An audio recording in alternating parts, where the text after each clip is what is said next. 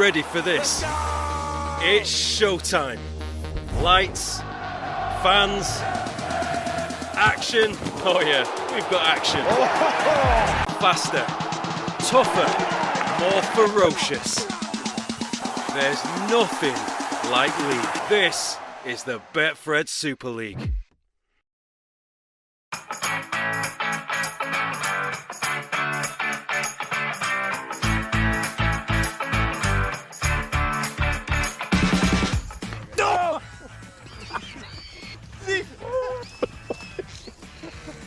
Got me here. It took a big chunk off. It's bleeding. It's bleeding. Oh no, it's bleeding. The thing just ripped my ear off. What do you think?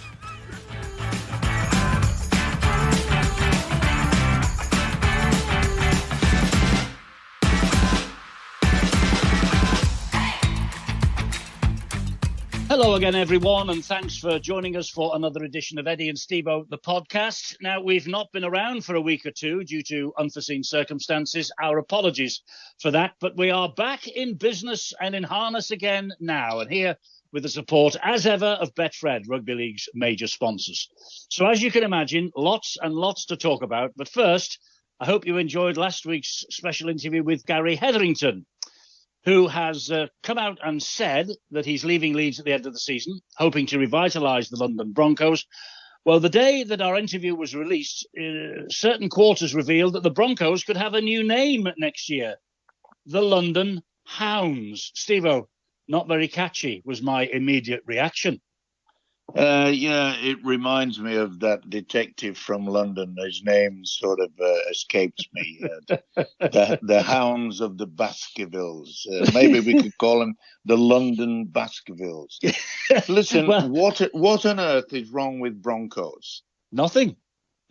And the club actually has issued a statement now to say no name change has been decided upon. It's a rumour, Stevo. Maybe, Fulham, Crusaders, Harlequins, Broncos all been used. You're right, nothing wrong with the Broncos. No, nothing wrong at all. Why do we want to have change in many areas? And all these rumours about, but I mean, the Hounds, come on, do us all a favour. I know. Listen, here's another rumour for you, Stevo, that was floated last week. The Sun newspaper ran a story. Super League is being targeted by potential investors from the Middle East and the USA, in addition to the ongoing rumours about a link up with the NRL from Australia. Of course, Saudi Arabia, they've been linked with the streaming giant DAZN, being in competition for the next broadcast deal with Sky. And from America, it's believed a consortium not linked to the recent Salford takeover malaise has also been interested. And there's also interest apparently here in the UK. All positive stuff, but Stevo, just as you say, rumour and conjecture. Can somebody tell us what the heck is going on? Well, that's a confusing issue, isn't it? Who is actually running the game? I got a lot of people rang me and said, "Oh, Nigel Wood's back." I said, "Yeah, but where are they going to fit him? What has he got control over anything at all?" He's in charge of RL Commercial, isn't he? That's his job. He's in charge of RL Commercial. I understand that, but why do we have to bring someone back? Does that mean that NRL Commercial wasn't being run right? Is it an indication that before they appointed Nigel Wood, that they weren't doing the right job? Here's another rumour for you, Stevo, a possible change of name. They're going to drop the word Super League, allegedly. Now, look, there are many Super Leagues out there these days. We should remember, we were with the original ones in 1996. And linked to all this, there's a possible governance restructure on the cards. We've heard it all before. The next 3 months are said to be absolutely critical. Well, they are, really, because there's television deals to be renegotiated. There's all sorts of commercial deals to be renegotiated. Somebody somewhere will come out of the woodwork, I'm sure, one of these days and tell us what's going on. Or is it all going to be kept under wraps because it's so confidential? How many times have we on our programme saying, who's running the game? At least Nigel Wood. What was it? He did that deal for 40 million. Yeah. And the Sky situation is that I think we're the only sport that's been televised that when it comes up for renewal, we didn't get an increase. we had a decrease. How on earth can we run a sport when we have to rely on a television company, but then don't give us an extra percentage up, but they take it away and we're going down? You don't have to be Einstein to work out that eventually you'll finish up with not enough money to keep the game running. Well, they're talking about a possible 14-team competition, Stevo, next year.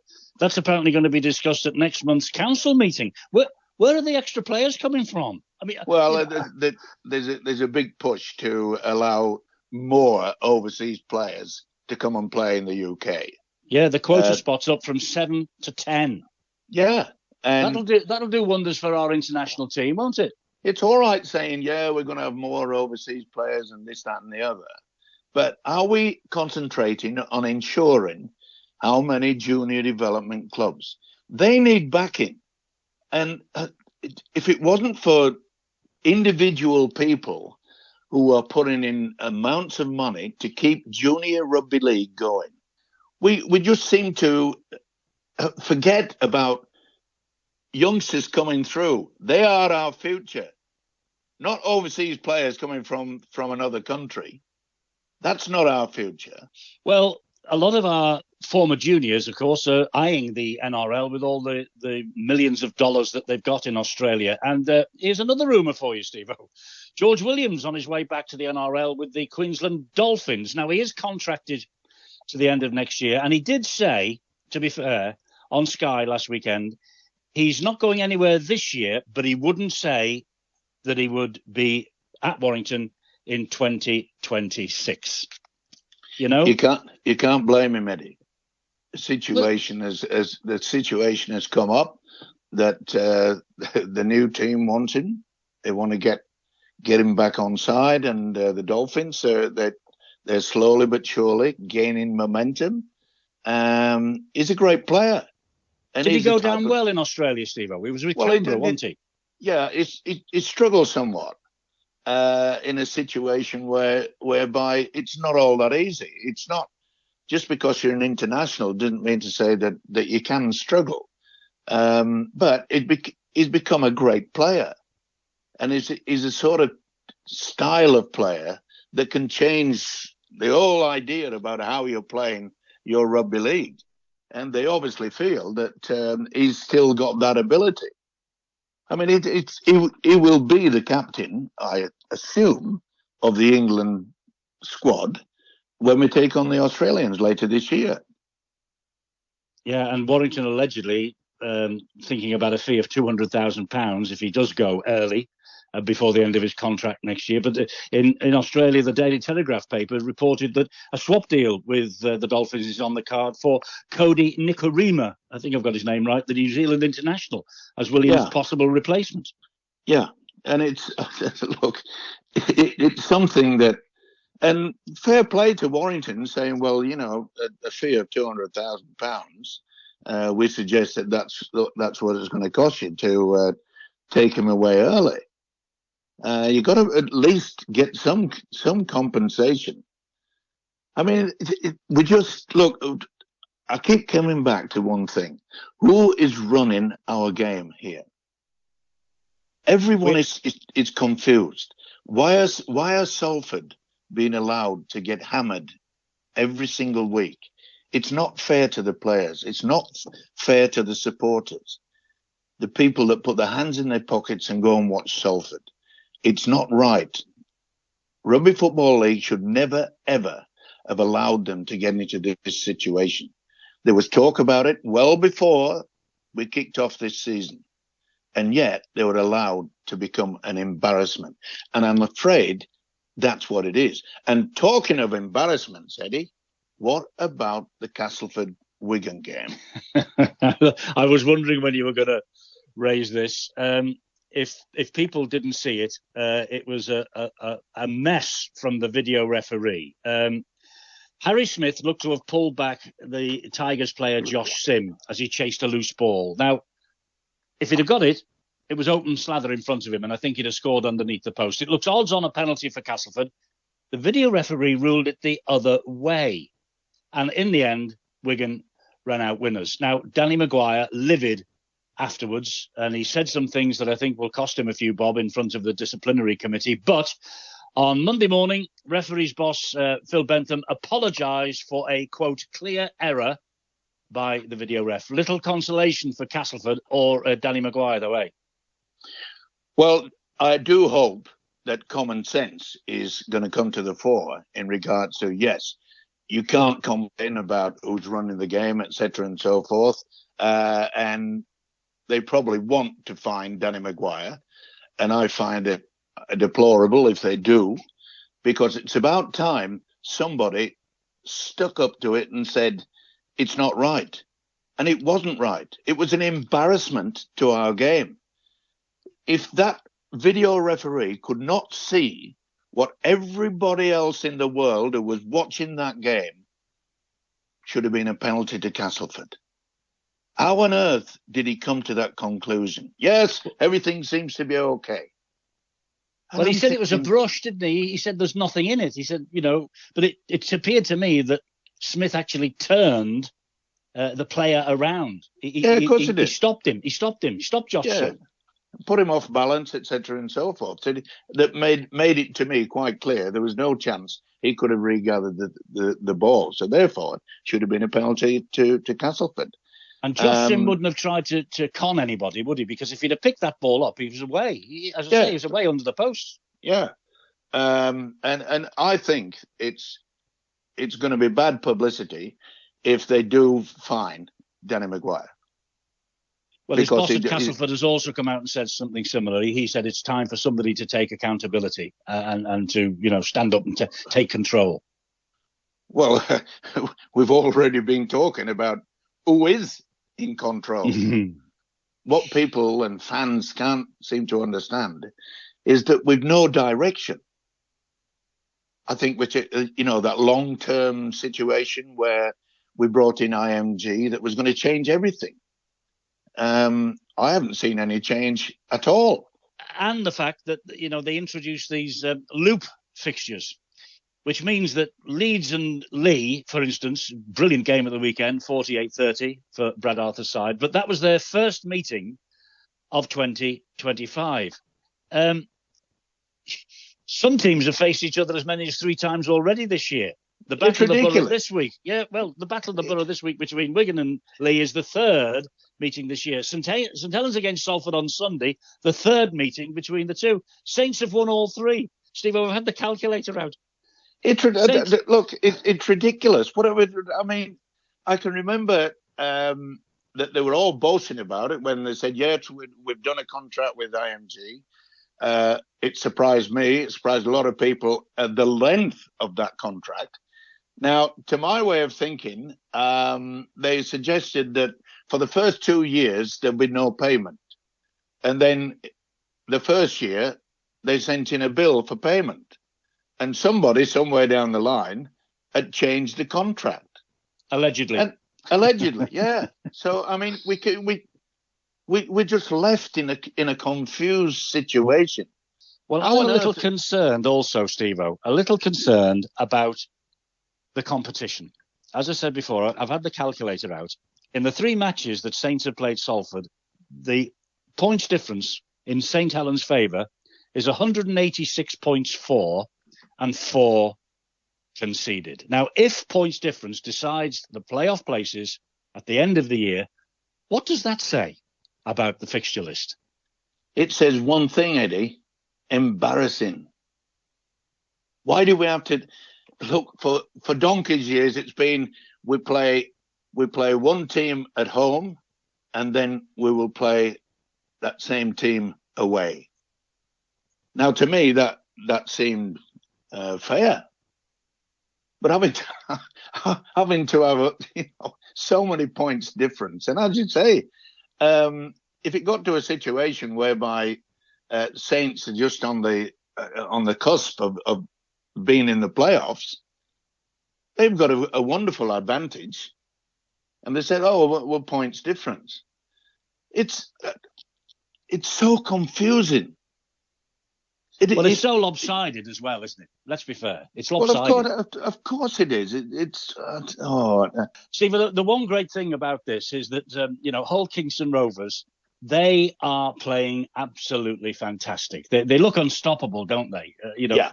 Wakefield gave them a good run for the money in the first half, 12-10 at half time, but then they ran out easy winners in the end. They've now won 15 of their 16 Super League games. They're averaging 34 points a game. I can't see anyone stop them. I really can't. I know you say Wigan might, and the fact that Wigan, march on in second place.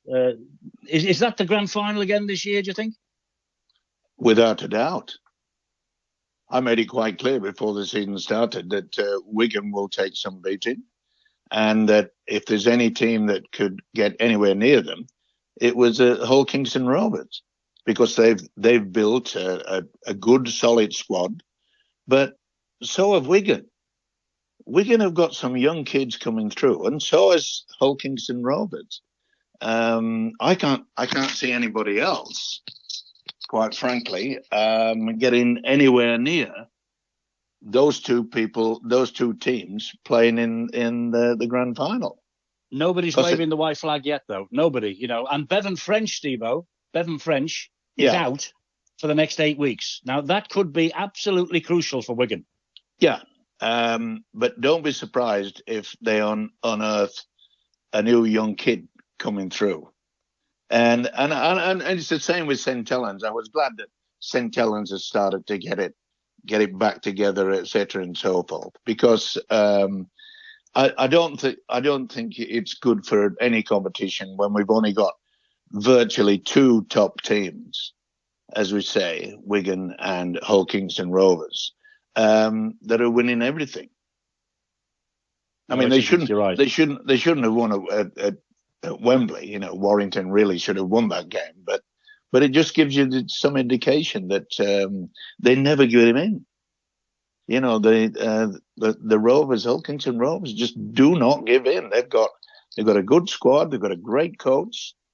But as I say, when you look at the fixtures, what we've just discussed, Eddie, one or the other could have had a better run through. And as we mentioned earlier, could points difference be the difference between whether you're playing at home or you're playing away?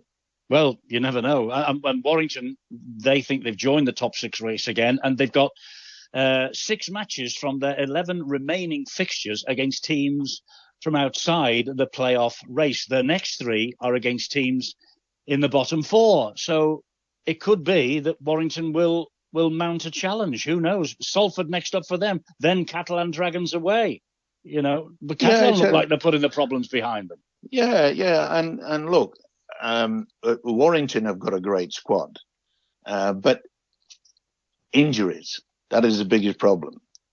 Are we playing too many games, perhaps? Well, we're going to go to 14 teams shortly, according to all the rumours. We're going to be even more. And you say it was traditionally home and away. You're right. Home and away and relegation promotion. Doesn't happen anymore. No. So they obviously they look at they don't have relegation and promotion down under. When the season ends and the dust has settled on the Betfred Super League, we have the Ashes. And this could be one of the greatest autumns in the history of the game. But, and here's the but, Brad Fittler has rejected the chance to take over from Mal Meninga and head up the Kangaroos for this year's series. He says, this is damning, I think. No planning has been put in place yet for the tour. Only 3 months remaining. No training pitches, no accommodation booked, no support staff announced. This seems to me an amazing lack of planning by the Australians. Well, it appears that way, but maybe the Australians feel that they are getting on a plane and coming to the UK, that perhaps the UK should have negotiated hotels, playing pitches, training pitches, etc. Maybe they've said to themselves, well, we're getting on a plane, we're going to your country, sort the hotels out, sort the training fields out, maybe that's the confusion. The pleasing thing is that, as far as I'm aware, the two of the test matches are already booked out. Yes. Which is fantastic. And I think we'll get 60,000 at least at Wembley. Well, if England win the Ashes, Stevo, there will be nothing else that matters. Let me tell you that. Too true. By the way, Cameron Smith, not the Leeds player, but the guy who played hooker all those years ago, Cameron Smith down there is being tipped to take the coaching role and take over from Mount Meninga. I don't think it matters who coaches them, if I'm honest. Do you? Perhaps no. Brad Fittler was the odds-on favourite because he has got experience with New South Wales, State of Origin, etc. But they're going to have a very, very strong squad. I think we will give them a very, very good run. We've got the ability. And we've also got quite a few players who ply their trade down under anyway. So, yeah, that's right. You know, we have got experienced players that can put up a great challenge against the Australians. And we've got a British bulldog in charge in Sean Wayne, haven't we? There's no doubt about that. He will have them primed and ready. Yeah, and look, he made it quite clear that remember when the World Cup, he made a bit of a boo-boo, and he admitted it. And it takes a lot of courage for a coach to say, I selected the wrong thing and we did the wrong tactics, etc. and so forth. But since then, he's been building and building and building. I like him not only as a coach, but I like him as a man. He's straight to the point. And you couldn't wish to have a better man in control. No, definitely not. And he knows, Eddie, he knows that it's vital that we win.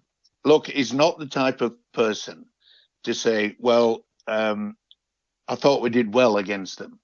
No, he wants to win.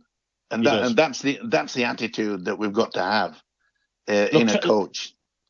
Look, time's running out on us, but we have to mention the fact that Sean invited 32 players to an off-feet training arrangement this week. I mean, off-feet, I take it means an exchange of views and a hey lads, hey type meeting this week. And 32 players included 6 who have yet to play for England. James Batchelor, Morgan Gannon, Harry Robertson, George Delaney, Owen Trout, as well as James McDonnell, the lad who switched allegiance to England after representing Ireland in the 2022 World Cup. Now, the debate is on and social media is alive with who's in and who's not in the England squad. Jake Connor, Stevo, he leads the Man of Steel vote by a mile at the moment. He's not in.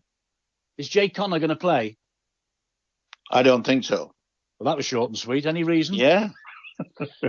Well, I'll put it this way. I can remember many, many years ago when Great Britain was selecting the tour down under. And we had a fiery forward from Cumbria called Frank Foster. Now, Frank Foster was one of the toughest players I've ever played against in my life. And they wouldn't take him on the tour because they knew he wouldn't last more than 5 or 10 minutes in each individual game. Because if you provoked him, even just sort of looked at him, it'd go bright red and you knew you were going to get punched. Simple as that.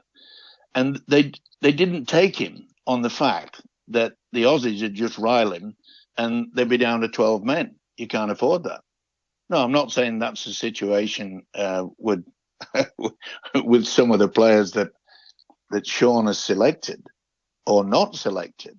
Well, you can't throw punches these days, can you? But I know what you mean. Jake Connor can just get a little bit hot-headed, can't he? He can lose his rag, and who knows what the referee interpretation will be. Yeah, well, it's not about like losing your rag. I mean, like he's full on. Yeah. You know, it's the temperature goes to bright red. straight away. And, you know, he's a player that wants to be involved in everything. But isn't he the sort, Steve, who would really niggle the Aussies? Never mind all that, you know. He will niggle the Aussies, as will Mikey Lewis. I mean, there's a big dilemma for Sean. Mikey Lewis, George Williams, Harry Smith in the halves. Never mind whether Connor's there or not. Yeah, look, you just get on with the game. It's as simple as that. The Australians know how to provoke somebody, but if they know that he's got a temper, they'll poke him in the eye, they'll poke him in the cheek, they'll poke him whatever they want to poke him, to be fair, just to upset him. And you can't afford to have that type of player. I'm not saying that that's the reason why Sean has left him out, but there's got to be some, because he's been playing well. He's been playing outstanding rugby league football. Matty Ashton, Danny Walker, Jack Wellesby, they're all named, even though they're all suffering long-term injury absences. Dean Hadley, Hull KR, another candidate. He has shone this year, not in. Tom Davis, the form winger so far, not there. Neither's Joe Burgess. Liam Marshall is. Mac Jowett may be unlucky with Wellesby struggling for fitness. Listen, it's fantastic, isn't it? That we've all got opinions. Yeah. We all think we all know who should be in. The only man whose opinion matters is one Sean Wayne. And he's got the NRL players coming across for this as well, all the Englishmen. So it should be a fantastic series. We've said that all along, haven't we? Oh, tickets are selling out. Unbelievable, Eddie. And I mean, you know, I'm so looking forward to it. I mean, it's been 20 odd years since we had the Ashes. And I think it's great that, you know, the rugby league fans have said, right, they can put their hands in their pocket. You know, 2 of the 3 tests sold out. And that in itself says and that's why we've got to still try to understand why the NRL want to be involved in the UK, why, you know, the Middle East. These are all rumours. We understand that, but the NRL situation is not a rumour.